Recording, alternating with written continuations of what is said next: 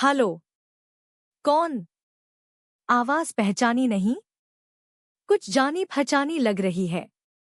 मैं बिंदु बोल रही हूँ। बस यहीं से विवेक और बिंदु की बातचीत का सिलसिला शुरू हुआ। बिंदु विवेक की मुंहबोली माँ की पड़ोसन थी। हंसी मजाक के बहाने दोनों की नजदीकियां बढ़ने लगी। विवेक युवा था और बिंदु उम्र में उससे काफी बड़ी, शादीशुदा और बच्चों की माँ। फिर भी उसका आकर्षक व्यक्तित्व विवेक को अपनी ओर खींचने लगा। बिंदु भी विवेक के भोलेपन और सच्चे प्रेम को पहचान चुकी थी और धीरे धीरे उसे अपने मोहपाश में बांध लिया। विवेक का संसार अब सिर्फ बिंदु तक सिमट गया। वह दिन रात उसी के बारे में सोचता, उसके लिए महंगे उपहार खरीदता और अपनी कमाई से कहीं अधिक खर्च करने लगा। जब पैसे कम पड़ते तो वह माँ से उधार मांग लेता। माँ बेटे की खुशी के लिए खुद कर्ज लेकर उसकी हर जरूरत पूरी करती रही। समय बीतता गया और दोनों का रिश्ता इतना गहरा हो गया कि विवेक अपने परिवार, काम और भविष्य सब कुछ भूल बैठा। जहाँ भी नौकरी करता, कुछ दिनों बाद बिंदु की याद उसे वापस गांव खींच लाती।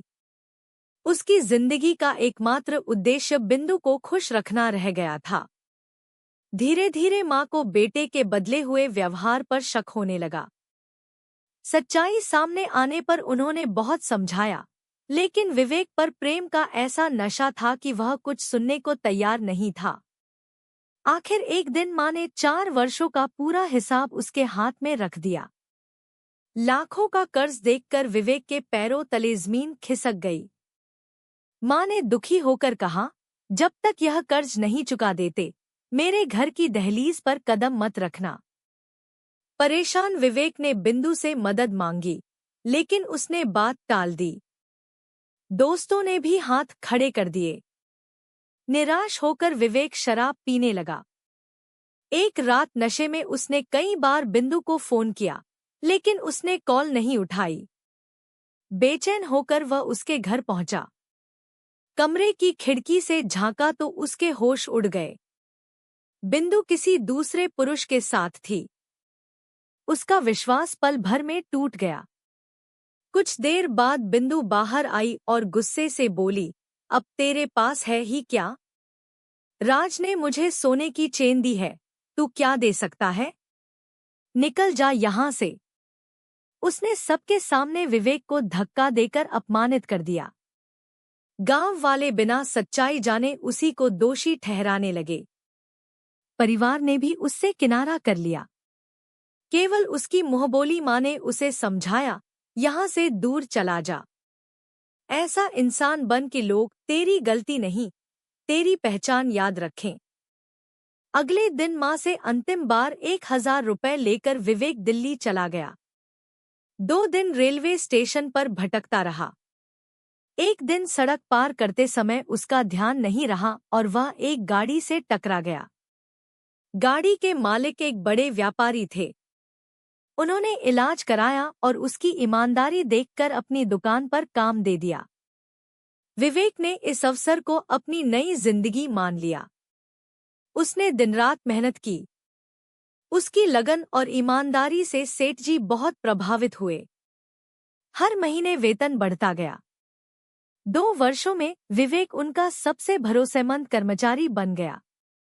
वह नियमित रूप से घर पैसे भेजता रहा और धीरे धीरे माँ का पूरा कर्ज चुकाने लगा। अब उसका जीवन फिर से पटरी पर लौट रहा था, हालांकि अतीत का दर्द आज भी उसे रातों में जगाए रखता था। उधर बिंदु की जिंदगी भी करवट ले चुकी थी। जिस राज पर उसने भरोसा किया था, वही उसे धोखा देकर गायब हो गया। तभी उसके 7 वर्षीय बेटे को गंभीर बीमारी हो गई। डॉक्टर ने तुरंत ऑपरेशन के लिए बड़ी रकम मांगी। बिंदु ने राज के दिए हुए गहने बेचने चाहे, लेकिन सुनार ने बताया कि वे सभी नकली हैं। तब उसे याद आया कि वर्षों पहले विवेक ने उसे एक सोने की चेन दी थी। उसने वह चेन सुनार को दिखाई। इस बार चेन असली निकली और उसके बदले 80,000 रुपए मिले। चेन हाथ से जाते ही बिंदु की आंखों से आंसू बह निकले। उसे पहली बार एहसास हुआ कि जिसने सच्चा प्रेम किया था उसी को उसने ठुकरा दिया। इलाज के लिए वह बेटे को लेकर दिल्ली पहुंची, लेकिन ऑपरेशन के लिए अभी भी 50,000 रुपए कम थे। डॉक्टर ने पैसे जमा होने तक इंतजार करने को कहा। संयोग से उसी अस्पताल में विवेक अपने सेठ जी को लेकर आया था। उसने दूर से बिंदु को देखा और सारी बात जान ली। उसे बिंदु पर गुस्सा था, लेकिन मासूम बच्चे का क्या दोष। विवेक बिना सामने आए डॉक्टर से मिला और सेठ जी से 50,000 रुपए उधार लेकर अस्पताल में जमा करा दिए। ऑपरेशन सफल रहा। बिंदु को पता भी नहीं चला कि उसके बेटे की जान किसने बचाई। कुछ दिनों बाद डॉक्टर ने बताया कि एक व्यक्ति रोज बच्चे का हाल पूछने आता है। उसी दिन विवेक अस्पताल पहुंचा। दूर से उसे देखकर बिंदु पहचान गई। उसका दिल जोरों से धड़कने लगा। वह दौड़कर उसके पास जाना चाहती थी, लेकिन अपराध बोध ने उसके कदम रोक दिए। जब तक वह हिम्मत जुटा पाती, विवेक अस्पताल की दहलीज पार कर चुका था।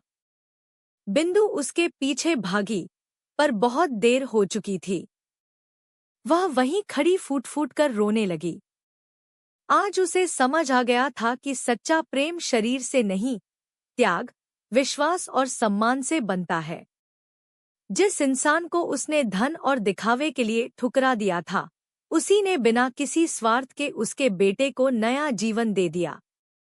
विवेक अपनी नई जिंदगी की ओर बढ़ चुका था और बिंदु अपनी ही बनाई हुई उस दहलीज के इस पार खड़ी रह गई, जिसे अब वह कभी पार नहीं कर सकती थी।